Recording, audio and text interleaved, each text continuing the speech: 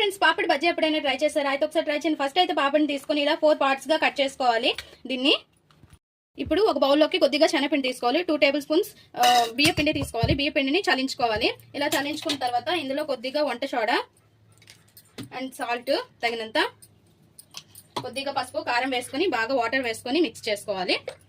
ఇక కారం కూడా వేసేసి ఇలా మిక్స్ చేసుకున్న తర్వాత వాటర్ వేసి కలుపుకోవాలి. మనం బజ్జీకి, మిరపకాయ బజ్జీకి అన్నిటికీ ఎలా కలుపుకుంటాం అరటికాయ బజ్జీకి అలానే మిక్స్ చేసేసుకోవాలి. పిండిని మొత్తం వాటర్ ఒకేసారి వేయకూడదు.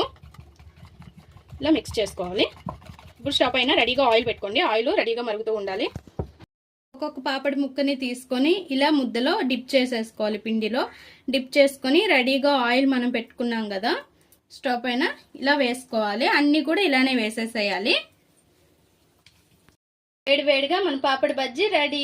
చాలా సింపుల్ గా అండ్ చాలా టేస్టీగా ఇలా ప్రిపేర్ చేసుకుని నచ్చితే ప్లీజ్ ఫ్రెండ్స్ సబ్స్క్రైబ్.